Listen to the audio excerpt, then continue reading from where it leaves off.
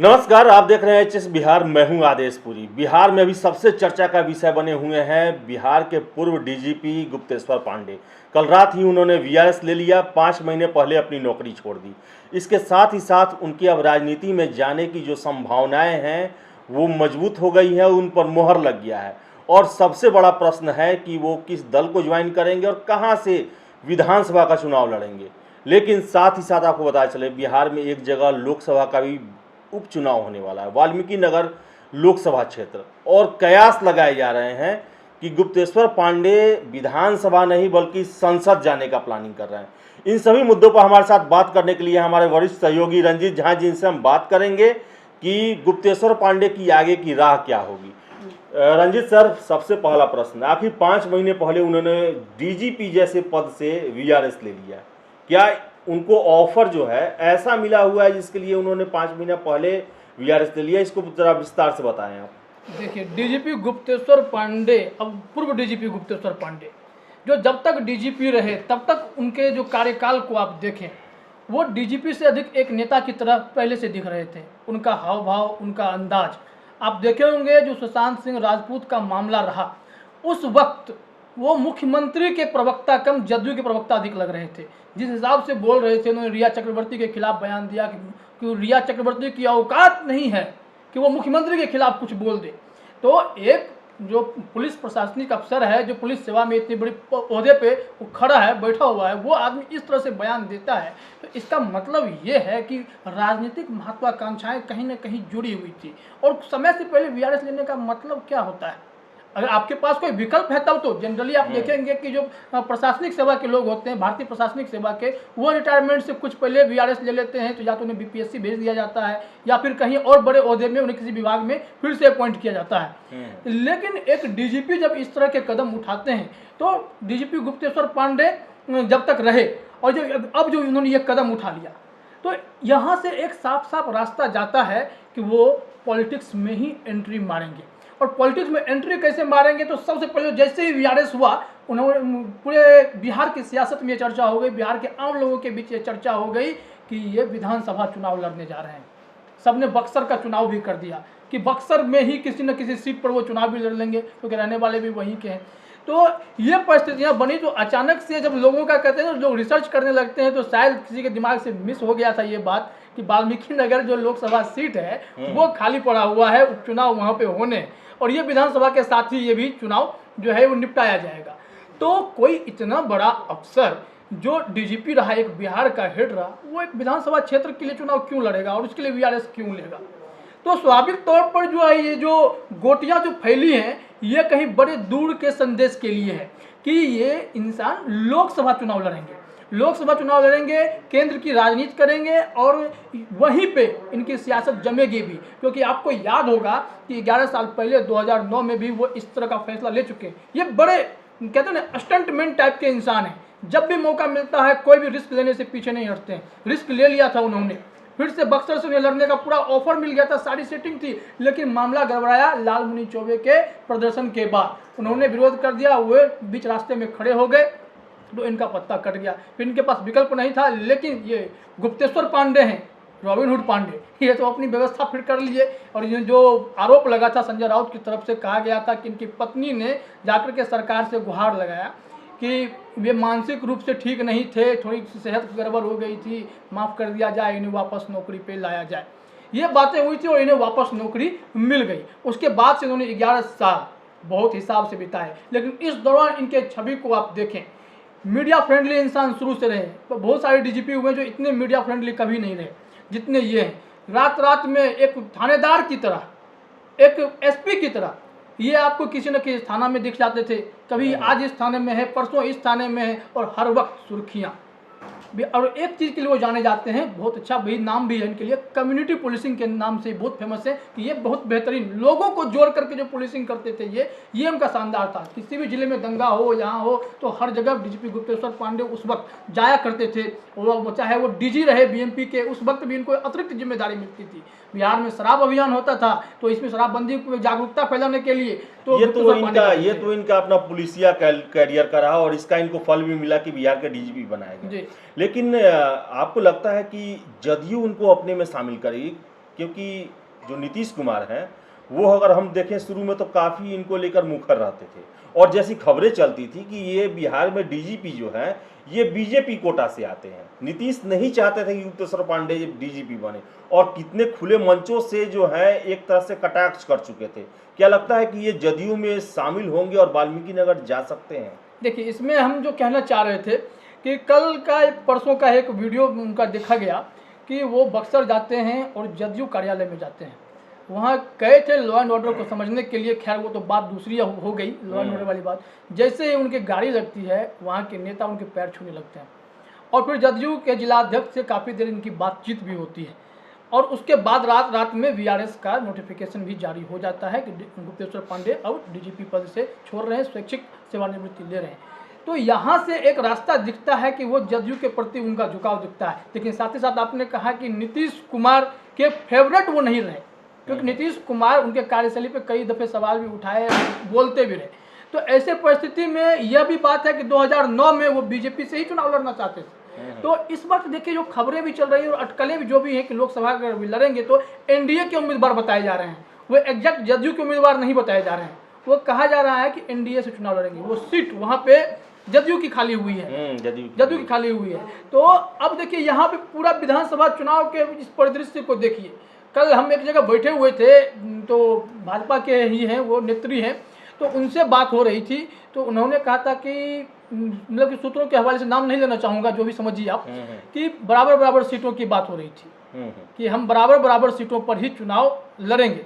लेकिन यहाँ पर अगर परिस्थितियाँ बदलती हैं, अगर जदयू बोले कि हम लोगों ने क्यों 17 सीटें उनको दे दी, लोकसभा चुनाव 17 क्यों दिए, तो अब ये हो सकता है कि नीतीश कुमार इस पर तैयार हों कि हम जो है अधिक लड़ेंगे या बराबर लड़ेंगे। बराबर लड़ेंगे तो हमको वो सीट हमको चाहिए, तो कैंडिडेट फिर भाजपा वाला प्रेशर डालेंगे कि गुप्तेश्वर पांडे को वहाँ कैंडिडेट बना दीजिए, या फिर भाजपा वहाँ लेंगे तो यहाँ बोलेंगे नीतीश कुमार की विधानसभा हमको अधिक दीजिए सीट।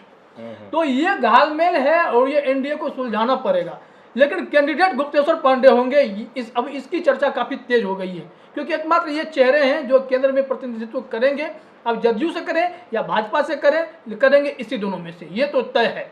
क्योंकि अभी मैंने एक वीडियो भी सुना है, तेजस्वी यादव नेता प्रतिपक्ष हैं, उन्हें कोई इंटरेस्ट नहीं है गुप्तेश्वर पांडे में। जी, आगे मेरा प्रश्न है कि बिहार में जो आईपीएस अफसर हैं, खासकर डीजीपी, वो बहुत ज़्यादा इंटरेस्टेड रहते हैं पॉलिटिक्स में। जैसे कि पहले डीपी ओझा थे, फिर से आपको आशीष रंजन सिन्हा थे, फिर से अभी कुछ दिन पहले डीजी सुनील कुमार गए हैं, अभी गुप्तेश्वर पांडे गए हैं, लेकिन ये लोग हिट नहीं कर पाते हैं।